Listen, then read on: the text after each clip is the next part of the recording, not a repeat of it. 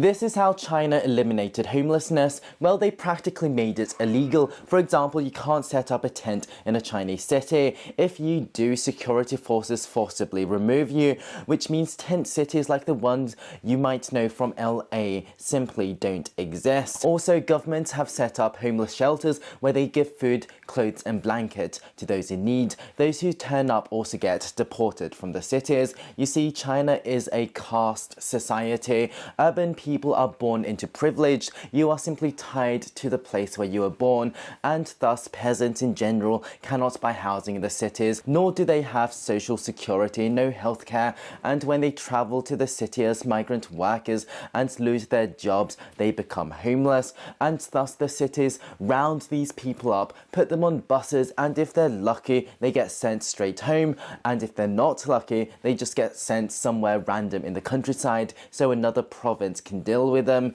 Another way they tackle homelessness is they heavily censor any vision of homelessness in their own countries on their social media platforms, and their news services never talk about it. Instead, they amplify homeless problems in America, giving the impression that America is a third world country.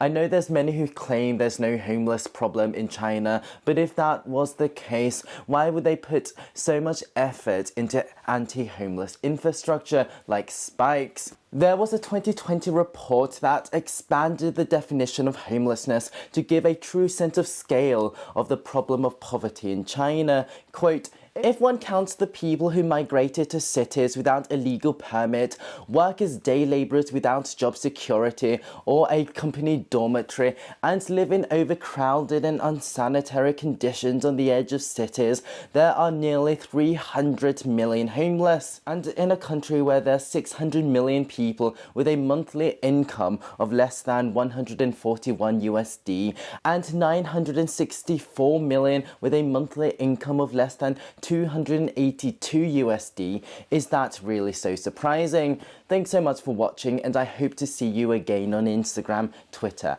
and YouTube.